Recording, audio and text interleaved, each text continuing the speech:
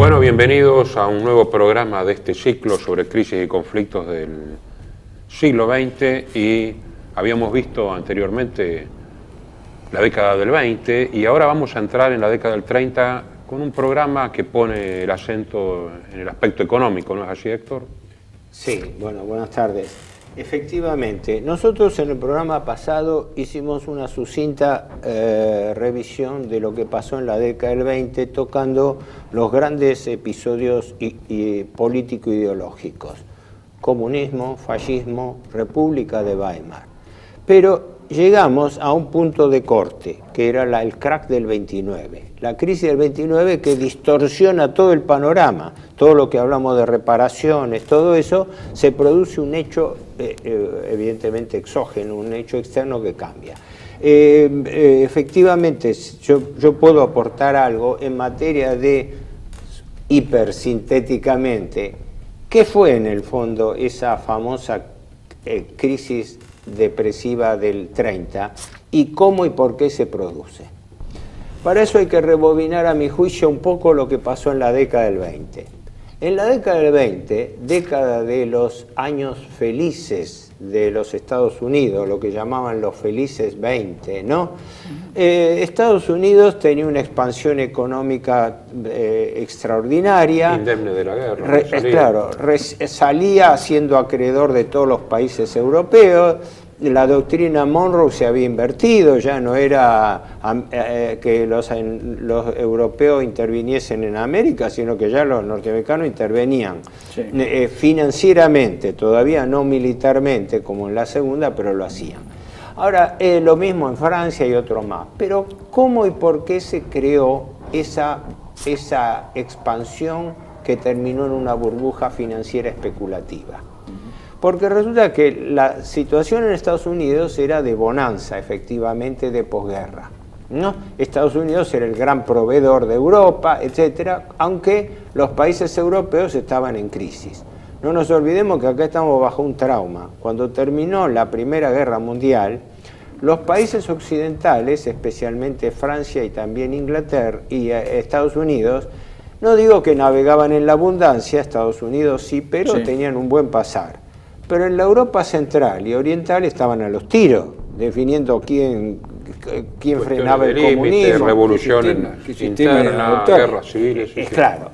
Ahora, comunismo, ¿no? Claro, ¿qué estaba pasando en Estados Unidos? En Estados Unidos, con esta bonanza, si bien la desigualdad de ingresos era muy marcada, porque había un alto nivel de pobreza, pero la clase media y alta se había alargado no solamente a una bonanza, sino a comprar títulos en bolsa. ¿Y cómo se producía eso? Eso el que lo estudia muy bien es Eduardo Conesa, que quien conozco, es un nombre, pero aparte académico, lo tiene esto perfectamente bien. Pero en hipersíntesis, porque si no, estos temas son infinitos. ¿Cuál fue el pecado original de esa bonanza? Que las tasas de interés después de la guerra eran bajas. Entonces, ¿qué hacía la gente? Como acá la bicicleta financiera. Tomaba préstamos baratos en los bancos y compraba acciones que estaban en suba, porque como la economía andaba próspera, las empresas vendían, se cotizaban bien en bolsa, y entonces caía toda una demanda de acciones, pero que estaban apalancadas en los bancos. O sea, ese era el esquema básico. La gente o las empresas, porque esto no era solamente el chiquitaje, ¿no? Se endeudaban barato y con esas deudas compraban títulos en bolsa. Entonces la bolsa empezó a subir.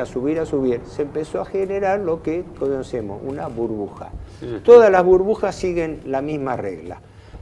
Hay un aumento artificial de los precios de un determinado valor, que llega un momento en que llegaron a un nivel peligroso de artificiosidad y caen, ¿no? En el siglo XVII fue la famosa crisis de los tulipanes holandeses. que fue un desastre. Se pusieron de moda los tulipanes, sí, se vendían al valor de una casa, hasta que se dieron cuenta de que eso era demasiado efímero para sostenerlo y ahí vino un crack tremendo. Sí. Bueno, lo mismo los Estados Unidos tenían ya experiencias y de ahí los famosos enfrentamientos interbancarios por, entre otras, lo que fue el llamado pánico de 1907, que lo terminó bancando. Antecedente de la crisis del 30. 1907. Sí, sí. Es claro que esa crisis, ese pánico, dio el motivo, argumento o excusa para constituir la Reserva Federal. Porque da la casualidad que los mismos involucrados en el pánico de 1907 fueron los que después armaron la docena de bancos que constituyeron la Reserva Federal, con el argumento de que frente a estos pánicos tenía que haber un banco central como prestamista de última instancia. Sí. ¿Me explico? Sí, muy financista. El sentido de la oportunidad. Claro. Entonces, vuelvo a esto. ¿Qué pasa? Sí. Disculpame que te interrumpo un segundo. Porque sí, no, hágame porque no quiero monopolizar yo tanto. No, por supuesto, pero esto es tema tuyo y lo estás exponiendo de una manera admirable. Pero lo que quería decir es que esa crisis del 7 que vos señalás, que es un anticipo, bueno, que termina la Reserva Federal o que empieza en la Reserva Federal según cómo se la mire, no, o qué relación le ves vos a ese paso de Estados Unidos hacia la Reserva Federal y luego, posterior a la inmediata crisis del 30 en Estados Unidos, la aparición de la doctrina Stimson. ¿Cómo se compagina y la modificación de la doctrina Monroe? Porque acá hay un rompecabezas que habría que armarlo bien, claro. Sí. Pero vamos a llegar a eso. Yo lo que quiero primero es cómo se fue gestando esa burbuja y cómo y por qué estalla. ¿Por qué? Porque hay una explicación muy simple. Y es fundamental, y es financiera, no es económica. Las tasas de interés estaban bajas porque la secuencia, recordémoslo, fue pánico de 1907, corrida bancaria del cual el supuesto salvador financiero fue JP Morgan, ¿no? Que habría puesto una suma tremenda para evitar que los valores siguieran cayendo. Sí. Después, en el año 1910, se produce una reunión secreta de banqueros en la isla de Jekyll, frente a Georgia, en Estados Unidos, donde en una reunión secreta que duró un fin de semana entre menos de una decena de banqueros, ¿no? Se gesta el proyecto de constituir un banco central bajo régimen de banco central privado, y cuyo redactor es James Barbour, el hermano de Max Barbour, el banquero de Hamburgo. Y que a su vez estaba casado con una hija de un Kuhn, de la banca Kuhn Lobby y compañía. O sea, eso de algún modo demuestra que hay que tener cuidado con el Dr. Jekyll, porque se puede convertir rápidamente en Mr. Hyde. Bueno, yo cuando hace años me entero empiezo a tomar cosas, digo, siempre ironizaba eso justamente, digo, no es casual que la isla se llamara Jekyll. La prognosis de Robert Louis Stevenson, ¿no? Claro. Ahora, ¿qué pasó? Para decirlo en dos palabras, ustedes díganme si no está claro o para dejárselo claro a los televidentes. La cosa iba viento en popa, porque estaba constituida la Reserva Federal, pero era el Banco Central. Pero esto pasaba en la bolsa, en Wall Street. ¿Qué ocurre? El sistema bancario empezó a prestar a rolete a especuladores que usaban esos fondos para comprar títulos. Los títulos empezaron a crecer, hasta llegar a una burbuja muy peligrosa. La burbuja muy peligrosa es cuando alguien se da cuenta de que acá llegaron los valores demasiado altos y van a empezar a bajar, entonces se empiezan a vencer y entonces aceleran la crisis, que es la lógica de todas las crisis. Entonces, ¿qué pasa? La Reserva Federal está constituida por 12 bancos privados, que tienen se llaman así, Reserva Federal de Illinois, de San Francisco, etcétera, pero la que manda es la Reserva Federal de Nueva York. Desde que se constituye la Reserva Federal, se nombra al frente de la Reserva de Nueva York a un banquero muy poderoso, Benjamin Strong. Este hombre había sido uno de los que participó en la reunión secreta de la isla de Jekyll, entre paréntesis. Y él fue un hombre... decir que es el doctor Jekyll, en realidad. Y este hombre, habría mucho para hablar y desarrollar, pero en síntesis, este hombre era el que mandaba en la Reserva Federal. Muy intenso, very strong. No. Él murió en 1928, un año antes, pero, como que dice, el mal ya estaba hecho. ¿Por qué? Porque en las postrimerías, ya en el 28, 27, 28, Strong empieza a aumentar las tasas de interés rápidamente. Entonces descalza todo el negocio financiero, porque ya no era negocio tomar préstamo barato para comprar acciones, porque la rentabilidad variaba. La rentabilidad de las acciones quedaba a la par de todo. Entonces, ¿qué ocurre? Cuando se dan cuenta de que eso no es rentable, toda la cadena, porque era la cadena, no era el inversor privado, eran los corredores de bolsa, los agentes, los consignatarios, los que tenían depósito, y hecho como pasó después en el 2008 con la burbuja de las hipotecas subprime. Claro, al final todo descansaba en una burbuja donde se suponía que una masa de inversores financieros iba a responder. Bueno, entonces, en ese momento, por eso lo explica bien con esa, dice ahí, Benjamin Strong es el que al subir las tasas de interés provoca la crisis bursátil. Claro, porque si no me equivoco, bueno, por eso se produce, ya la cosa venía mal, pero venía mal como cuando uno ve venir la tormenta y espera que le llueve encima, ¿no? El 24 de octubre, porque fue un martes negro y después un jueves negro, ¿no? Bueno, porque una semana negra, claro. Esa semana es como decir, ahí los inversores se avivaron de que esto no cerraba. Entonces empezaron a replegarse. Viene el pánico. Cuando viene el pánico, viene la corrida.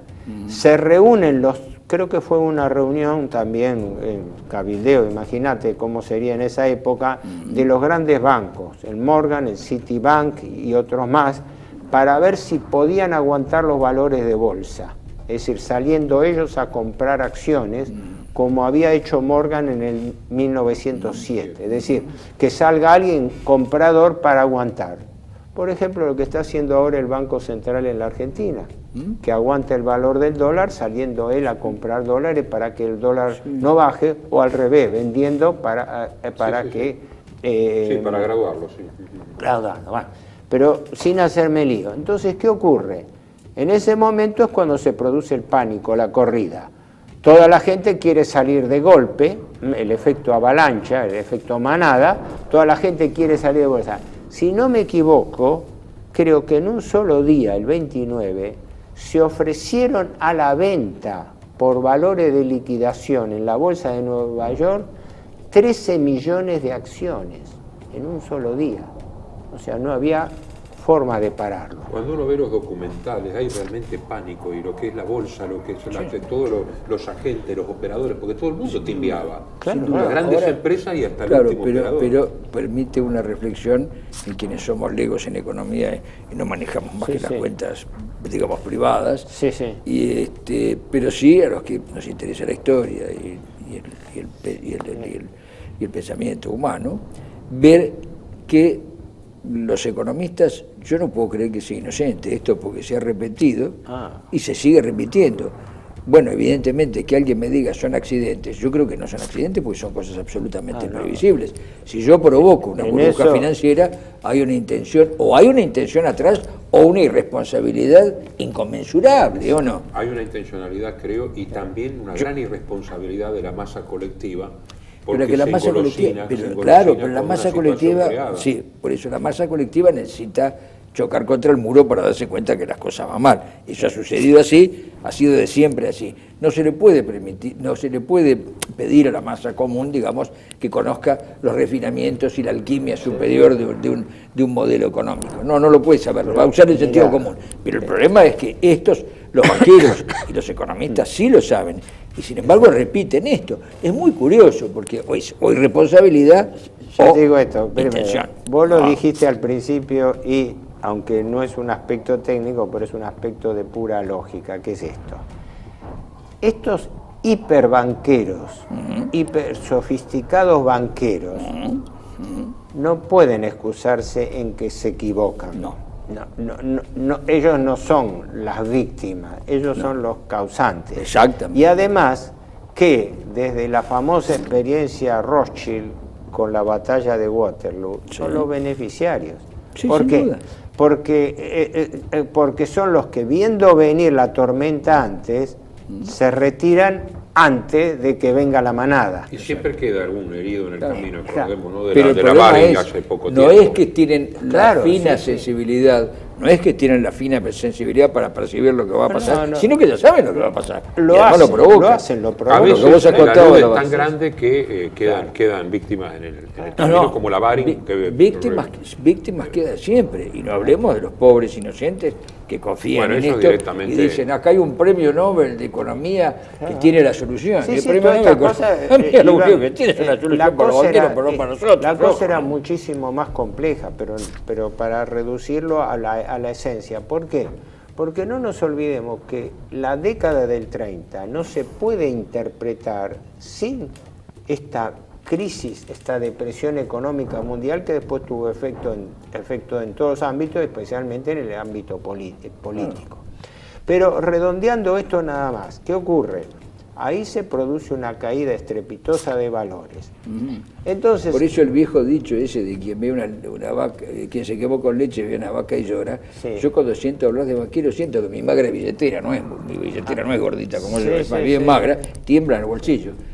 Y esto le pasa a todo el mundo. Bueno, no nos olvidemos que en todos los países, en todas las épocas, pero en particular en Estados Unidos, todas las crisis que se habían producido, primero en 1842, después en 1873, después de la Guerra Civil, después no sé si en la década del 90 hubo, cada tanto había crisis, pero las más relevantes, y después en 1907 y en 1930 hubo gravísimas imputaciones políticas y raciales con respecto a lo que estaba ocurriendo en la bolsa. Y da la casualidad que cada uno de estos episodios, y siguen ocurriendo hasta la fecha, por eso la crisis del 2008 y todo, siempre se producen por una burbuja. Lo que pasa es que ahora te dicen una burbuja. ¿Qué es una burbuja? La burbuja es un aumento especulativo de valores, ¿no? Que pueden ser bursátiles o pueden ser físicos, que sea burbuja en el valor de la soja o en el petróleo también, ¿no? Pero que como no responden a un mecanismo natural de mercado, ni supuestas leyes regulatorias automáticas de oferta y demanda, sino de especulación, y en este caso de especulación bursátil, terminan en crisis. Esto es lo que provoca la crisis.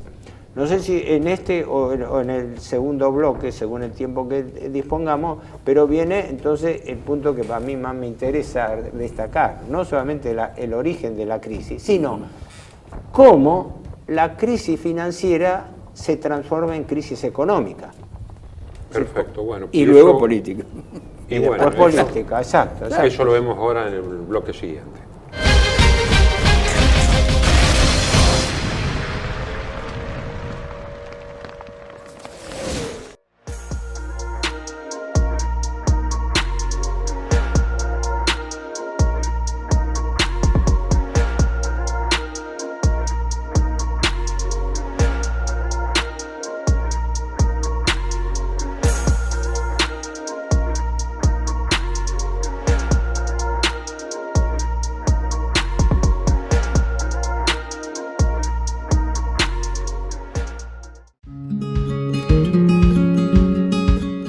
Residencia de Los Ángeles es un hogar para adultos mayores habilitado en la ciudad de Buenos Aires, cuyo objetivo es la atención y cuidado de pacientes de la tercera edad.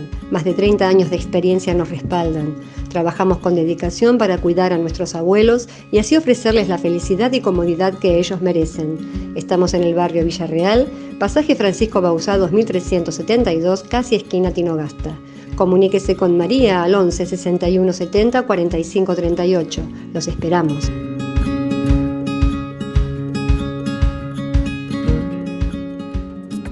Bienvenidos a CEPA, Centro de Estudios del Pensamiento Americano. Nuevo sitio web de cursos de formación en política, filosofía, historia, literatura, geopolítica, religión, psicología y más. Cursos de formación que reflejan el verdadero pensamiento americano.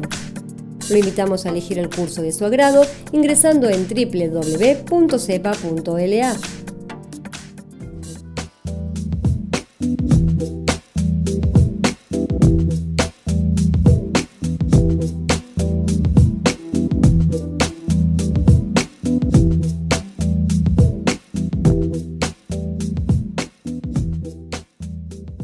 Decir siempre la verdad primero tiene un precio.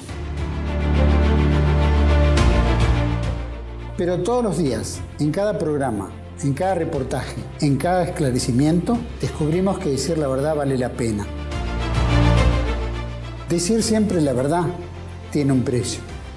Pero cada vez que recibimos tu apoyo, entendemos que seguir luchando vale la pena. Dependemos de tu ayuda. TLB1.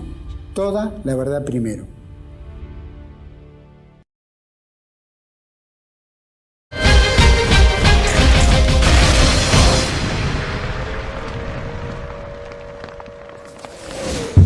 Bueno, continuamos entonces, Héctor, ahora con la parte de la consecuencia económica del crack de financiero. La crisis financiera, claro. Este es el punto en cuestión que para más yo creo que puede servir, en la medida de lo posible, puede servir para tener una comprensión de carácter general. ¿Cómo? Es la famosa dicotomía entre finanzas y economía. Es decir, que la gente confunde finanzas, que es el ámbito de arbitraje entre tipos de cambio, tasas de interés, especulación, con el ámbito de la economía, que es la economía de la producción física, la comercialización, inversión de productos, etc. Entonces, ¿cómo una crisis bursátil se revierte, y en esta magnitud, en crisis económica? Obviamente, las acciones corresponden a empresas. Si las acciones de las empresas caen en bolsa, las empresas se descapitalizan aceleradamente. En consecuencia, inmediatamente se repliegan. En un solo día, creo que fue al 29, fue el jueves negro, una cosa, en un solo día perdieron el trabajo 100.000 personas en Estados Unidos, en Nueva York. 100.000 personas de aquella época. Es claro. Sí, después, como pasa siempre, como había pasado en 1907 y en otra, los primeros que caen son los bancos chicos y favorecen la concentración en los bancos grandes, claro, porque los bancos grandes tienen espalda para aguantar, mientras que los bancos chicos que habían prestado y eran depositarios de títulos se encuentran terminan licuados. Que esos títulos, claro, porque los compradores los dejaban, no sé si en caución o en depósito, en manos de los corredores bursátiles. Pero el corredor bursátil, ¿qué hacía con una acción que no valía nada? Entonces iba también a la quiebra. Y el banco que prestó iba a la quiebra porque el que pidió el préstamo lo clavaba porque no dejaba de pagar. Entonces no tenían que responder y claro, solamente respondían aquellos que habían creado la situación. Exacto, exacto. Y los bancos chicos, que eran los peces pilotos, el tiburón con hambre se come hasta el pez piloto. Y ahí aparece también una causal específicamente económica, que es, con el progreso técnico industrial, se produjo, esto lo hablaba yo muchas veces con el profesor Desmayeux, y hasta discrepábamos con él, porque él me censuraba a mí, que yo tenía puntos de vista distintos, bueno, pero amigablemente, ¿no? Sí. Desmayeux decía algo que estamos todos de acuerdo. Dice, lo que pasa, dice, que el capitalismo no ha podido superar su pecado original, que es la tendencia natural a la sobreproducción. Claro, porque el capitalismo, como lucro sobre los negocios facilitados por el progreso técnico-científico, tienden a optimizar su ganancia cada vez más. Ahora estamos hablando de robotización, donde se prescinde directamente de la mano de obra. Sí. Entonces, ¿qué ocurre? El capitalismo naturalmente tiende a la sobreproducción. Entonces ahí viene toda una larga controversia, esos británicos lo han desarrollado bien, Seldon y Penham, hay una, bueno, eso, qué sé yo, no creo que haya autor en economía. Perdón, nuevamente, lo vivimos hoy, lo vemos, la superproducción baja la calidad del producto necesariamente, aún en los productos naturales, baja la calidad, porque pone más fertilizantes. Eso es un aspecto de la calidad. Baja la calidad y además produce, un grave problema en el rapport, vos lo sabrás mejor que yo, en el juego del precio y mercado, el mercado y los precios, sin ninguna duda, ¿no? Y trae consecuencias, las consecuencias políticas, porque acá hay un principio que hay que tenerlo en cuenta, ¿no? Es decir, la economía tiene que estar al servicio del hombre. Sí. La economía es una ciencia, y una ciencia práctica, pero tiene que estar al servicio del hombre. Cuando las cosas se invierten, van mal, porque vos acabás de señalar 100.000 desocupados en un solo día en los años 30. Se comentó, equivale a 20 o 30 millones de horas mínimo. La cantidad de parados en Estados Unidos empezó a subir tan astronómicamente que al año 32, antes de la asunción de Roosevelt, estaban más de 6 millones de personas. Y en el 33 estaba en 11.300.000 desocupados. Que para la fecha son que después, ahora, porcentaje enorme de la población. ¿Cómo se traslada a Europa esto? Entonces, para no perder el hilo, porque perdón por la interrupción. Es más difícil sintetizar que explicar a veces, ¿no? Y aparte que tampoco me agrada pero no quería perder el hilo esto. ¿Cómo la crisis financiera se transforma en la económica? Primero, por la caída del valor bursátil de las empresas. Consecuentemente, un repliegue. Así, cuando hay una corrida, la gente trata de salvar su dinero de cualquier manera. Eso inmediatamente restringe el consumo, se produce un efecto inflacionario sobre los precios, cae la producción, paran las empresas, empieza el paro, la desocupación, ¿no? Pero la denominación es paro.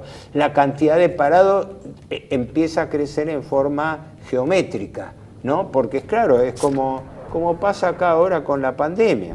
Vos parás, vos prohibís trabajar a los restaurantes, como ha hecho el actual gobierno, y todo eso tiene un efecto en cadena, porque pierde trabajo la gente, baja el consumo, etc. Por eso la controversia teórica gira en torno a la vieja idea, por eso hablábamos tanto con Desmaillé, las teorías de la sobreproducción y o del infraconsumo. Porque es el correlato a la sobreproducción, es decir, que no se equilibra la oferta y la demanda porque la capacidad de producción y de consumo son distintas, pero con un agravante económico, que una cosa que no existía antes de la década del 30 era la acumulación de stocks. La gran producción industrial hacía que las empresas trabajasen con fuerte cantidad de stocks. Entonces, ¿qué pasa? Ese stock sin vender se transformaba en un pasivo gravoso para la empresa. Es como decir, vos fabricás, en ese momento, aparte de los Ford, de los autos, el famoso Ford modelo 3T y otros más, pero ya empezaban lo que no eran artefactos eléctricos, pero entonces eran las máquinas de coser, eran el boom de las ventas de esa época en Alemania y todo. Entonces, ¿qué ocurre? No empiezan a comprar y ¿qué hace el empresario? Empieza a almacenar, a acumular sus stocks sin poder venderlos. Entonces, esa fue una restricción porque no llevó a la baja de los precios. Había acumulación de stock con caída de precios y entonces no había estímulo para la venta porque era liquidar la mercadería por nada o ir a una liquidación e ir a la quiebra. Entonces empiezan ha llegado a cosas, bueno, es famoso y no es original lo que voy a contar, de tirar la comida al mar o a la basura para ocurrieron cualquier cantidad de fenómenos. De estas anomalías que se cita después, cuando esto se propagó al mundo, se cita que a raíz de la caída estrepitosa del valor internacional del café, en Brasil fueron quemadas, destruidas y tiradas, pero millones de toneladas. Claro, porque hay documentación. Por eso yo cuando escucho hablar, no, está bien, es una cosa personal, pero cuando escucho hablar de las teorías económicas y que viene a hablar un premio Nobel de Economía y demás, no solo se estremece mi billetera, muy magra, pero se estremece, sino que además me provoca una inquietud enorme, porque temo que las consecuencias van a ser malas. Claro. Más notable. Ahora, ¿no? Entonces, tratando de redondear acá, esta es básicamente la forma en que una crisis financiera se transforma en crisis económica. En economía se diferencia recesión de depresión. La recesión económica es normalmente un periodo breve donde dentro del ciclo económico hay un circuito de auge, estancamiento, decaimiento, depresión y recuperación. Son las 4 etapas clásicas de un ciclo económico que también se dan en lo financiero. Pero cuando agarra una depresión es distinta, porque de la depresión no hay ciclo, la depresión es bajo todo, no se puede esperar ilusoriamente y todo.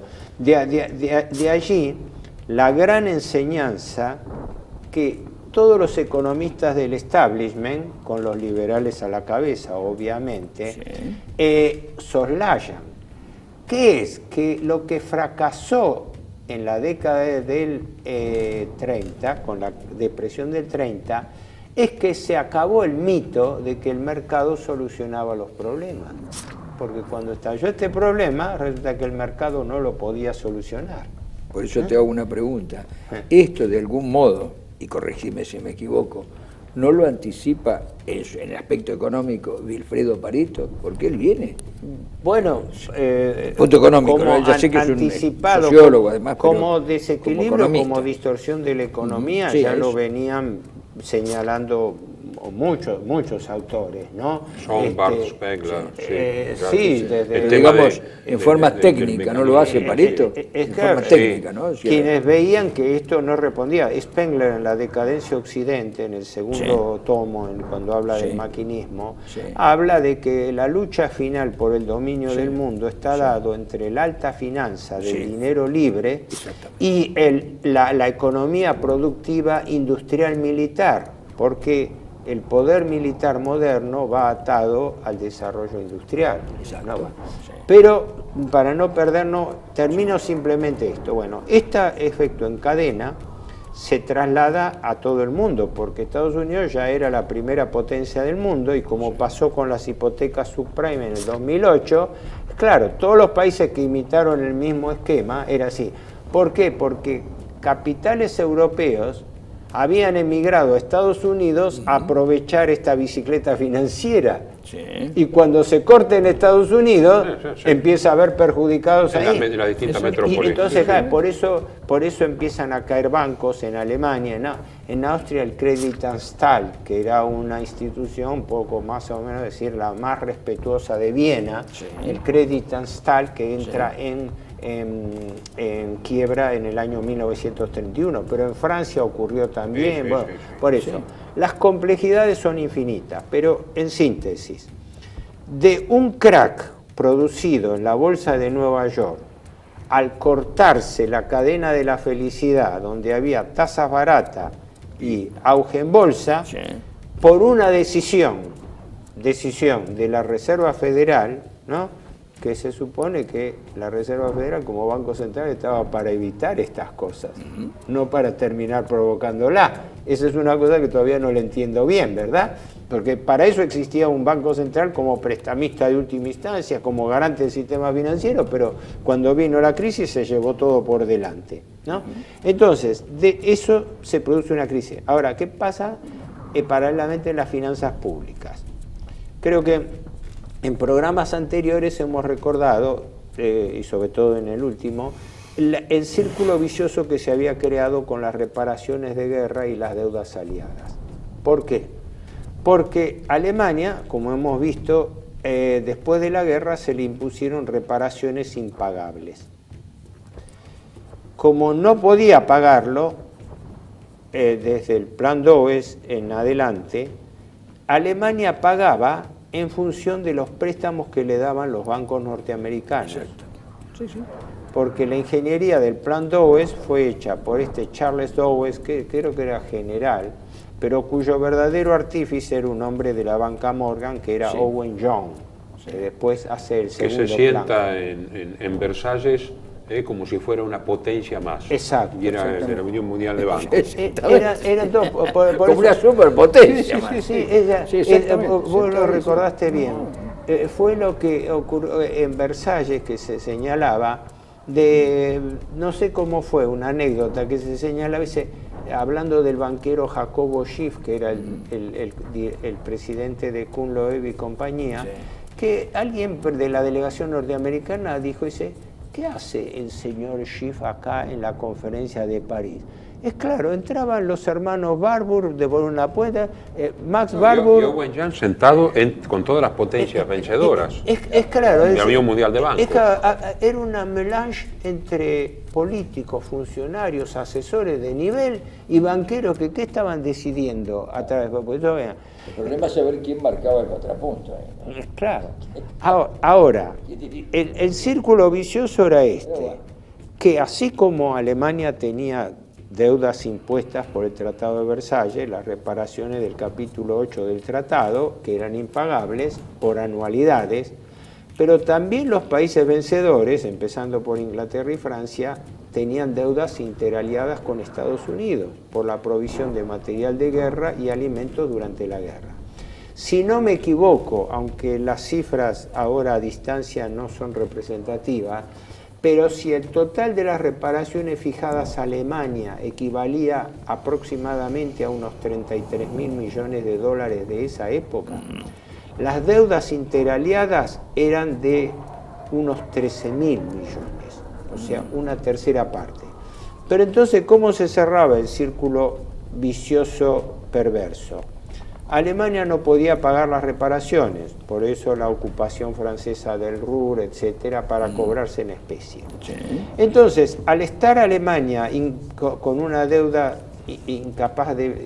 sin capacidad de pago, Estados Unidos le prestaba a Alemania para que Alemania le cumpliese los pagos a Francia e Inglaterra para que a su vez Francia e Inglaterra le pagaran la deuda de interaliadas a los norteamericanos. Bueno, el Fondo Monetario Internacional ahora que está prestando continuamente para seguir pagando deuda, entonces no se termina nunca. Claro. Porque vos lo estás diciendo, lo acabo de mencionar en un programa y no es la primera vez, la función del fondo es, como era en ese momento el sistema, no perjudicar a los acreedores, que los acreedores no se queden sin pagar.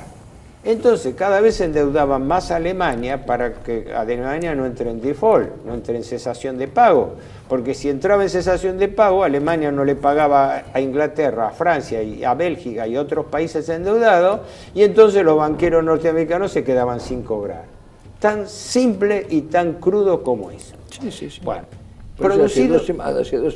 hace 2 semanas me tocó hablar de la primera invasión inglesa y dije esto, que quiero que tu aprobación o no, que ya en el siglo XVIII la economía se sobrepone a la política y la condiciona, pero después, inmediatamente después, no mucho tiempo después, a partir de 1792, la finanza avisoró una posibilidad, dominar a la economía y por ende indirectamente la política.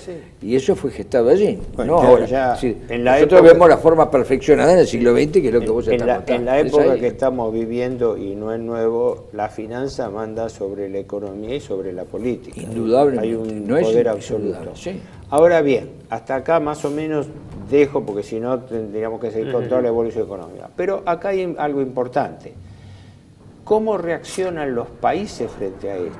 Porque acá había una doble crisis, una crisis de la economía privada y de la economía pública, porque los países europeos interrumpen sus pagos a los Estados Unidos.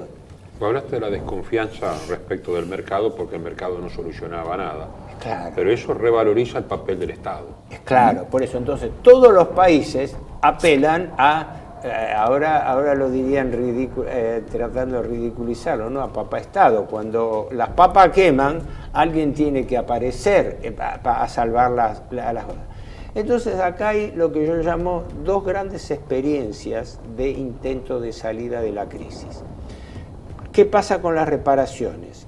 Ya en el año 1929, como hemos visto en el programa anterior, el plan DOES de 1924 de préstamos a Alemania para que Alemania no interrumpa el circuito fracasa nuevamente porque tampoco podía pagar a Alemania las anualidades que habían bajado de 2.500 a 2.000 millones de marcos oro por año.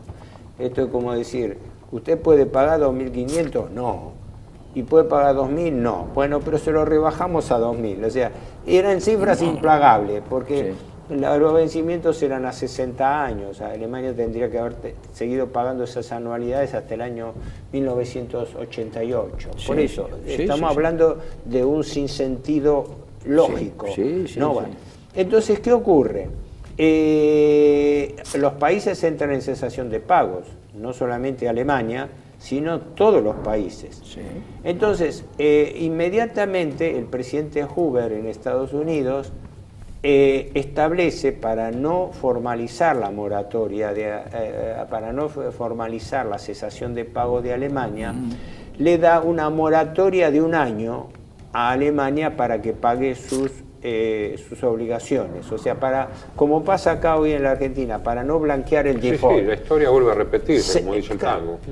Seguimos fingiendo que el sistema es solvente, porque si blanqueamos que el sistema es insolvente, los bancos van a ganar menos y pueden ser arrastrados. Bueno, pero esas soluciones que se intentaron las decimos en el próximo bloque.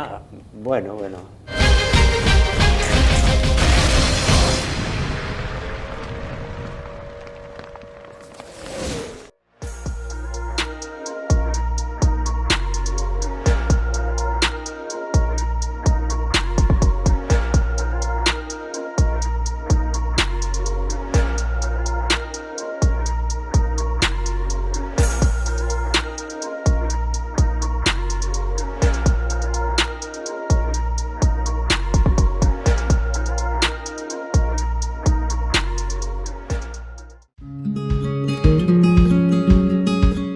Residencia de Los Ángeles es un hogar para adultos mayores habilitado en la ciudad de Buenos Aires, cuyo objetivo es la atención y cuidado de pacientes de la tercera edad. Más de 30 años de experiencia nos respaldan. Trabajamos con dedicación para cuidar a nuestros abuelos y así ofrecerles la felicidad y comodidad que ellos merecen. Estamos en el barrio Villarreal, pasaje Francisco Bauzá 2372, casi esquina Tinogasta. Comuníquese con María al 11 61 70 45 38. Los esperamos.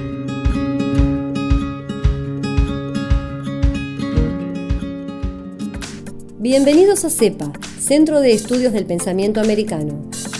Nuevo sitio web de cursos de formación en política, filosofía, historia, literatura, geopolítica, religión, psicología y más.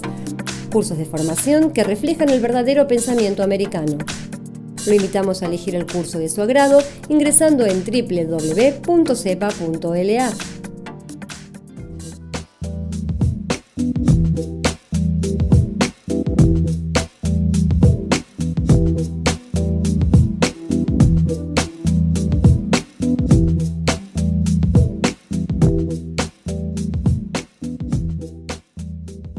Decir siempre la verdad primero tiene un precio.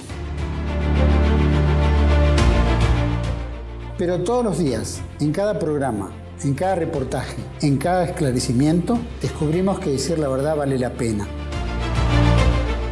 Decir siempre la verdad tiene un precio. Pero cada vez que recibimos tu apoyo, entendemos que seguir luchando vale la pena. Dependemos de tu ayuda. TLB1. Toda la verdad primero.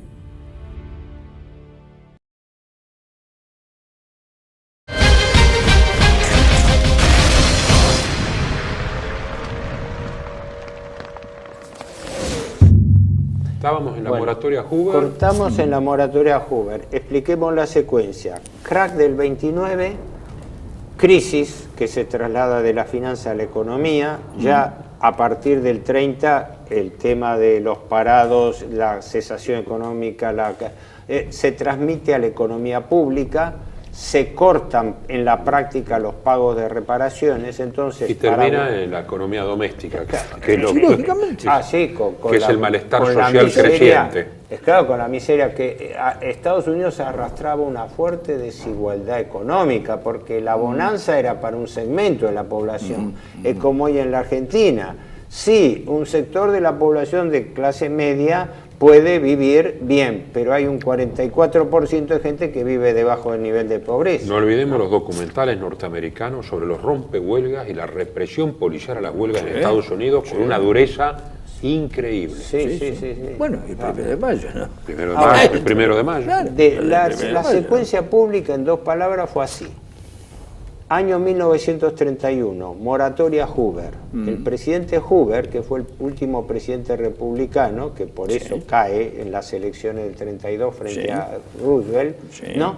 El presidente le da a Alemania una moratoria de 1 año, que fue una especie de un blanqueo necesario para no declarar el default.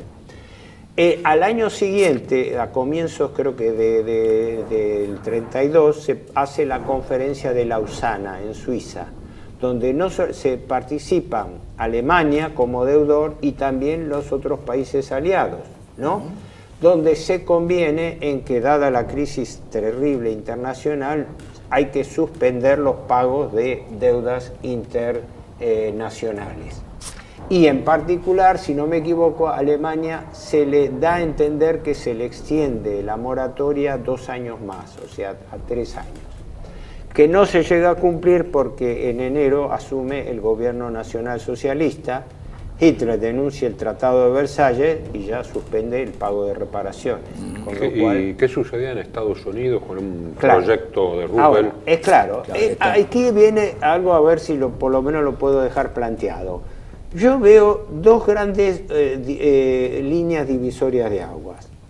Benito Mussolini dijo una frase célebre en el año 30 que hay que tenerla presente. Él se hizo esa pregunta: si estábamos frente a una crisis del sistema capitalista liberal que se daba dentro del sistema capitalista, o en realidad era una crisis del sistema capitalista. Él juega con las palabras, una crisis en el sistema o una crisis del sistema. Enseguida se dan cuenta de que la economía de mercado clásica, que es lo que también censura Keynes, Keynes hace eso. Claro que sí. Keynes dice, la economía clásica no da respuesta a estos problemas, acá tiene que intervenir el Estado. Y la forma de intervención del Estado más elemental era que el Estado tome cartas en el asunto, encare obras públicas, obras masivas, para poder, como dice, cebar la bomba de la economía, diciendo, primero se daban, viste la antigua bomba de cebado, ¿no? Que se daban primero una serie de bombeos en el aire, o se le echaba agua hasta que empezaba a fluir el agua. Y la forma de lograr la paz social, porque ya los pueblos estaban que no daban más. Estaba el tema del comunismo.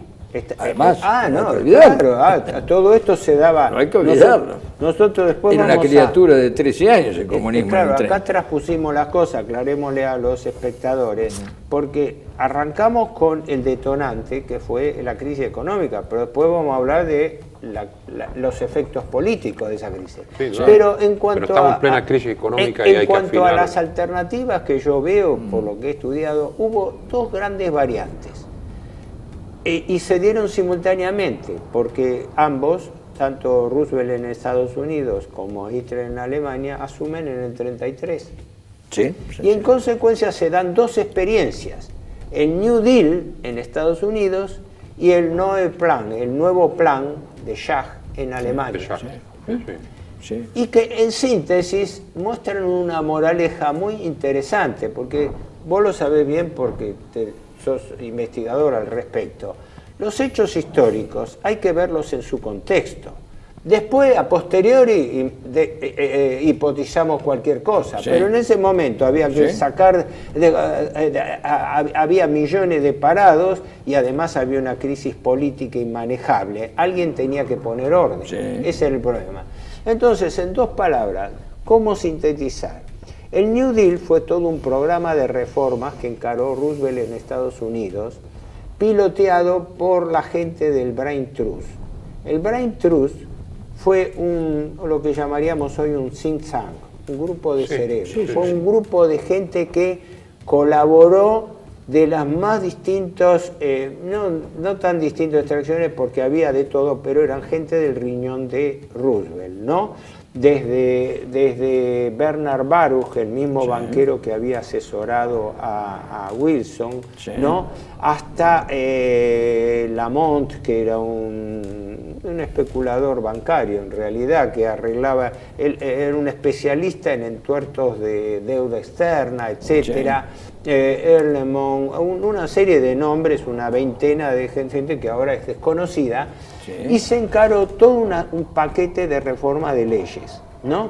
Algunas revolucionarias porque eran de carácter social, ¿no? Con alguna influencia de ejército y marina, aprovechando el tema del presupuesto para... También, claro. Y claro, el famoso tema de potenciar la flota de los dos océanos. También había una posición geopolítica en esto, indudablemente. Sin duda, sí. Bueno, entre las leyes más importantes fue el Smoot-Morley, que era, porque ¿qué pasa? Todos los países encararon políticas proteccionistas, porque como nadie tenía divisas, todos los países del mundo, pero que la primera que lo encaró fue Estados Unidos con la ley Smoot, se llamaba ley, no, me confundí, Hawley-Smoot, de 1930. Fue una ley norteamericana que Estados Unidos, la primera potencia, fue la primera que la tomó, de elevar los aranceles de importación para frenar la entrada de mercaderías extranjeras, pero que fue respondida por todos los países del mundo, o sea, esto no era un proteccionismo de un solo país. Se dictan una serie de leyes, la más notable, fue la de confiscación del oro. Porque resulta que se dicta una ley por la cual estaba prohibido tener oro, porque como la Reserva Federal se había descapitalizado por la transferencia de divisas por la balanza comercial negativa, Estados Unidos necesitaba oro. Entonces se dictó una ley por la cual primero se devaluó en un 70% el dólar, que era también un incentivo para que la gente cambiara con un poco de mejor valor el oro. Pero se obligaba a la gente a venderle el oro al Banco Central, a un tipo de cambio un poco mejor, pero se lo obligaba. Decía, ojo, estamos hablando del país de las libertades económicas, ¿no? Esto hay que recordárselo a todos los economistas del Estado. Hay un libro que se llama Roosevelt, dictador democrático. Yo ahora quizás no haga tiempo a ver, pero estos libros que tengo acá son de Galbraith, que Galbraith era uno de los socios, pero Galbraith en ese momento, un joven economista y cosas, era miembro entusiasta del New Deal, pero crítico a muerte de algunas de las medidas que se estaban tomando y opositor a Keynes. Bueno, habría que hablar mucho. No vamos a hacer a tiempo, quizás saberlo, pero... No, es importante hablar de Galbraith. Yo creo que tenemos que tomarnos el tiempo necesario. Pero ahora voy a lo siguiente. El gran mito del New Deal fue que hasta el día de hoy se tiene el New Deal como un modelo de éxito de salida de la crisis. Pero no lo fue. No lo fue porque a los 3 años del New Deal, a los 4, Estados Unidos vuelve a caer nuevamente en la crisis de 1937, que fue tanto peor que la del 33. ¿Sí? Por eso se dijo, y se dijo con razón, que lo que verdaderamente salvó la crisis norteamericana fue la planificación de la guerra que después estalla en el 39-40, donde allí se da la verdad, decir, porque Estados Unidos a partir de esa fecha empieza con el propio Bernard Baruch, empieza con la Junta de Empresa de la Defensa, empieza a preparar la producción en masa de material de guerra. Esto es importantísimo, esto lo señala Sauvy, un autor francés muy conocido, también, viste, Sauvy era demógrafo también, y todo, lo dice en forma muy cáustica, porque los franceses no se la guardan en ese sentido, ¿no? Muy cáustica de que los resultados del New Deal terminaron en la crisis de 1937, ¿viste? Acá soslayan los temas, ¿no? Y se vende como un éxito del New Deal, que el New Deal fracasó. Y lo que realmente levantó a Estados Unidos fue la economía de guerra que planificó para... A fines de los 30 estaban todos, digamos, planificando economía de guerra, no solamente las autocracias, como se dice habitualmente, porque Estados Unidos a la cabeza, que tenía además más recursos. Porque esa fue efectivamente lo que ocurrió del otro lado del Atlántico con Alemania.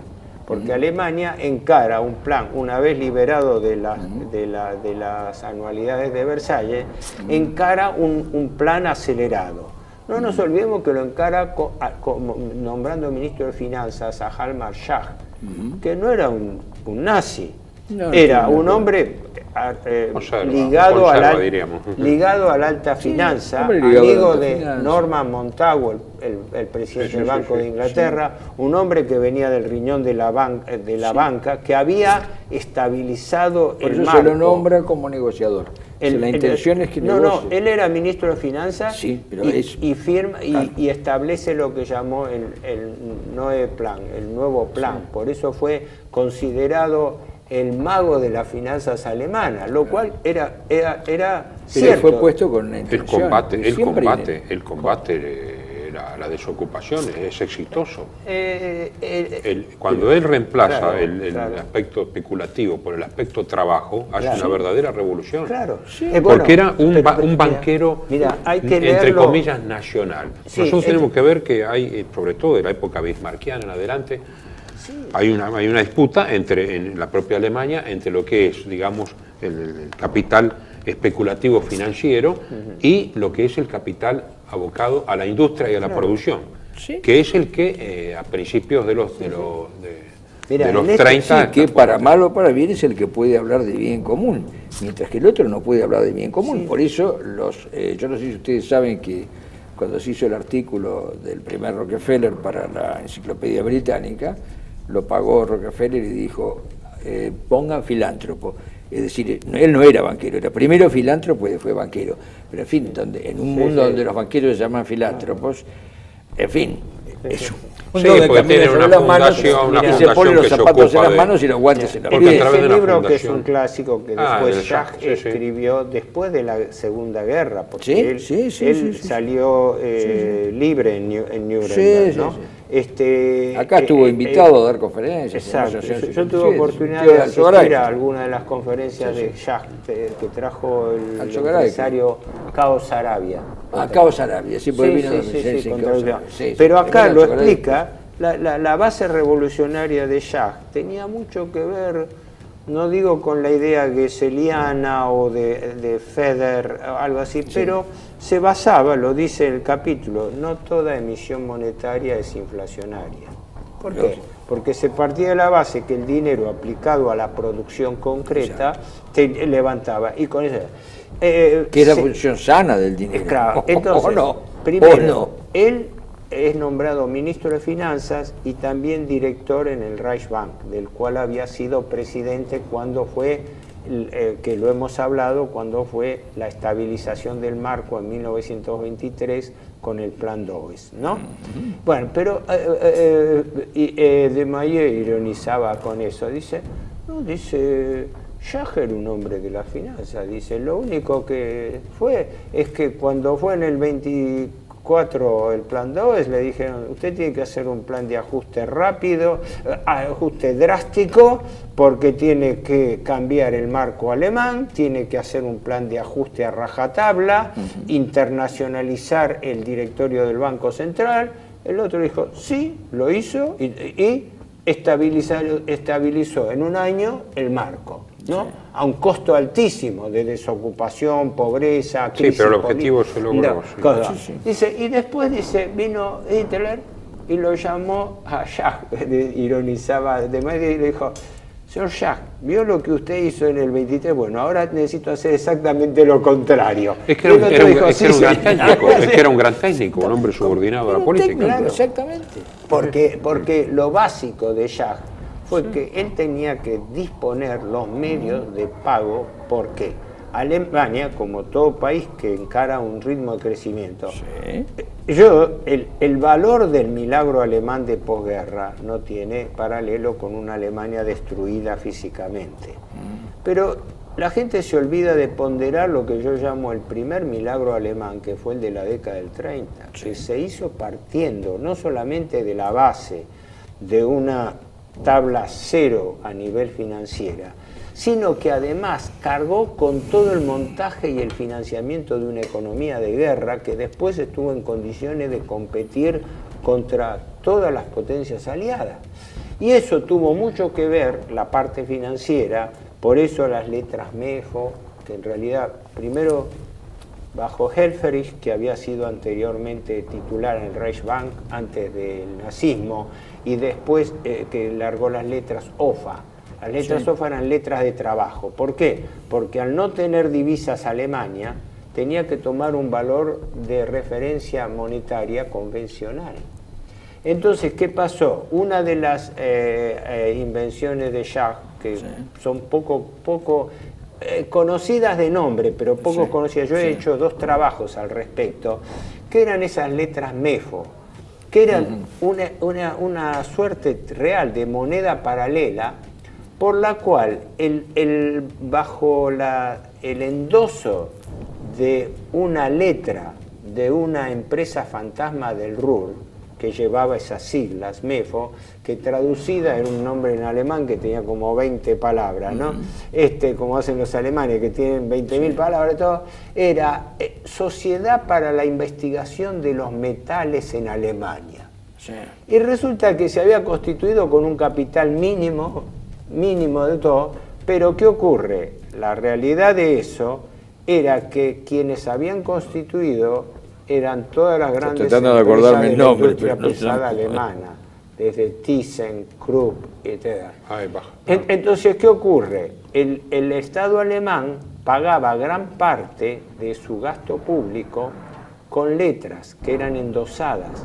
Entonces no había aumento, eso es una idea que yo por eso la rescaté y he escrito al respecto, una idea de crear una moneda paralela para que no tenga efectos inflatorios en la economía. Sí. Porque entonces aumentaba. Esa es, como decía, la gran diferencia que teníamos con Desmayer, porque yo le ponderaba que lo que realmente levantaba la economía era la economía de guerra. Y él me decía, sí, en efecto, porque la economía de guerra es lo que verdaderamente levanta a un país. ¿Por qué? Porque el país produce y no consume. Entonces se produce un excedente de producción que potencia la economía del país, ¿no? O porque va a la destrucción o porque va a la acumulación, pero no se mezcla en el consumo, no se. Entonces, ¿qué ocurre? Esas letras MEFO sirvieron para soportar, tuvieron 2 grandes destinos. Primero, la reactivación de la economía alemana, las Autobahn, las autopistas. Sí. Todo el renacimiento del crédito, porque en Alemania, al no haber moneda válida, no había crédito. Entonces, en ese momento se estableció crédito. Y el crédito era dar préstamos a empresas a baja tasa de interés. Entonces, automáticamente se reactivó la economía y el empleo. Entonces, el gobierno alemán tomó una Alemania con 6 millones de desocupados, que notablemente coincidían en parte con la cantidad de votos que recogía el Partido Comunista en esa época, ¿no? Y tenía 6 millones de desocupados, y eso en enero del 33, que asume a Adolf Hitler. Y en el año 35 la desocupación había caído a una desocupación estacional de 500.000-600.000 personas. Yo tengo en el 36 1 millón y en el 37 500.000, pero bueno, más o menos lo 500.000, sí, bueno, pero hay siempre un desempleo. Hay una cosa importante que decir, porque ya tenemos que terminar el programa. Los aliados en Versalles cometieron un gravísimo error para ellos. ¿Qué fue? La exacción a Alemania de dinero que no se podía pagar, claro, pero tenía la industria intacta. Exacto, eso sí. Por eso en la Segunda Guerra Mundial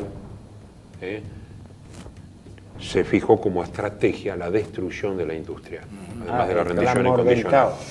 Y el plan Morgenthau de transformar a Alemania en pero estamos adelantando, porque eso agrícola. No, pero es importante porque establece la relación. Y que además después se interrumpió al poco tiempo. Porque al estar la universidad alemana, que siempre fue buena. Tenía dos aspectos, el plan Morgenthau y el apéndice Kaufmann. La faz tecnológica más la industria pesada, que era considerable de última... Por razones de tiempo, permitime, no lo voy a leer, pero hay dos entre los libros de Galbraith, Historia de la Economía y la Era de la Incertidumbre, donde esencialmente Galbraith, asesor de Roosevelt, lo dice atacando a Keynes, diciendo que cuando Keynes escribe su libro sobre la teoría de la ocupación, el interés y el dinero, en 1936, dice,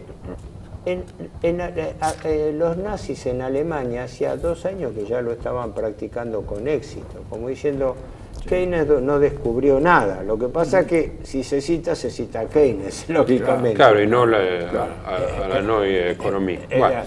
Bueno, después agregaremos lo que corresponda. Vamos a seguir con este tema porque es muy importante. Sí, hay que seguir, además expuesto, nos ha dado una conferencia. Brillantemente. Apenas una intervención o algo. Claro para los espectadores. Lo único que quede como corolario, porque ha sido una exposición de él realmente, es decir, aquello de que economía y finanza, primero la economía y luego la finanza al frente de la política. Y eso no es, a mi entender, no es inocente, porque los grandes teóricos y los grandes banqueros no pueden ignorar estas cosas. Que lo ignore alguien de una economía doméstica puede ser, pero no a ese nivel. Y como se ha repetido muchas veces, es muy difícil, pero muy difícil aceptar que esto es, en fin, un libre juego de mercado, como nos han hecho creer. Creo que eso es pura publicidad. Y que la realidad es que el poder... Esta que no hay que olvidarse es que cuando las papas queman, el mercado no soluciona los problemas de la economía. No, claro, y es necesario la intervención del Estado tan estigmatizada. Claro, pero la intervención del Estado en este sentido. En el sentido regulatorio, planificatorio, claro. No, el Estado en función del bien común y en función del servicio al legado que se le ha dado. Porque el Estado es un aparato jurídico-administrativo. El Estado tiene que ejecutar, es un órgano ejecutorio. El Estado de excepción, como dice Schmitt, el soberano es el que ejecuta y que decide. Hay una frase que me... Que arriba está, la soberanía política, la independencia y la independencia económica, la justicia social. No tenemos tiempo. Sí. Bueno, entonces... Pero vamos a seguir con este tema que es muy importante. Bueno, muchas gracias. Gracias.